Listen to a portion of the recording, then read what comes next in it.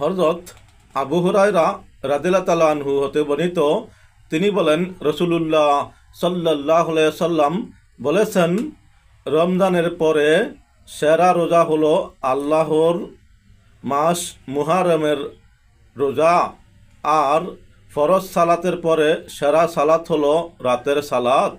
হাদিস মুসলিম শরীফ। তাই আসুন আমরা মুহররম মাসে বেশি বেশি রোজা রাখি, দুনিয়া আখিরাতে কামিয়াব হই। হযরত আলী রাদিয়াল্লাহু তাআলা আনহু হতে বর্ণিত, তিনি বলেন, রাসূলুল্লাহ সাল্লাল্লাহু আলাইহি সাল্লাম বলেছেন, যদি তুমি রমজান মাসের পরে রোজা রাখতে চাও তাহলে তুমি মুহররম মাসে রোজা রাখো, কেননা তা আল্লাহর মাস।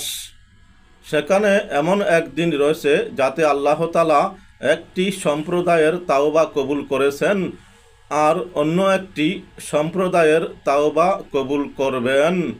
হাদিস তিরমিজি শরীফ। তাই আসুন আমরা মুহররম মাসে বেশি বেশি রোজা রাখি, দুনিয়া আখিরাতে কামিয়াব হই।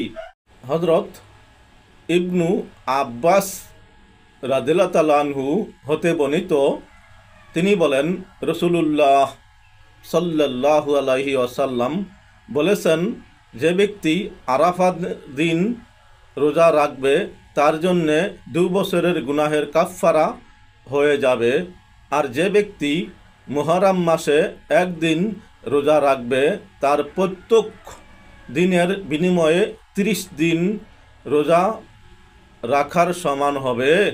হাদিস তাবরানি ফিস সগীর।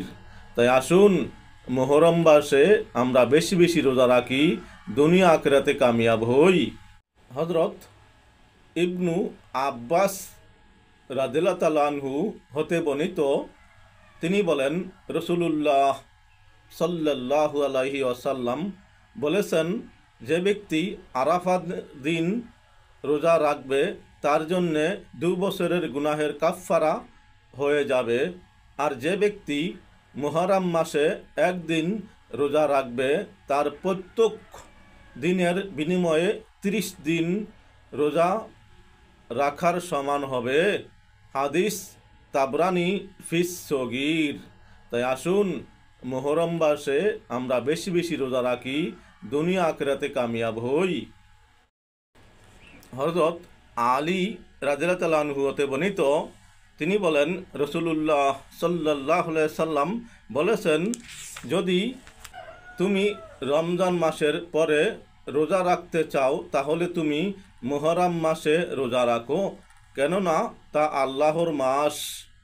সেখানে এমন একদিন রয়েছে যাতে আল্লাহ তাআলা একটি সম্প্রদায়ের তাওবা কবুল করেছেন আর অন্য একটি সম্প্রদায়ের তাওবা কবুল করবেন। হাদিস তিরমিজি শরীফ। তাই আসুন আমরা মুহররম মাসে বেশি বেশি রোজা রাখি, দুনিয়া আখিরাতে কামিয়াব হই। হযরত আবু হুরায়রা রাদিয়াল্লাহু তাআলা আনহু হতে বর্ণিত, তিনি বলেন, রাসূলুল্লাহ সাল্লাল্লাহু আলাইহি ওয়াসাল্লাম বলেছেন, রমজানের পরে সেরা রোজা হলো আল্লাহর মাস মুহররমের রোজা, আর ফরজ সালাতের পরে সেরা সালাত হলো রাতের সালাত। হাদিস মুসলিম শরীফ। তাই আসুন আমরা মুহররম মাসে বেশি বেশি রোজা রাখি, দুনিয়া আখিরাতে কামিয়াব হই।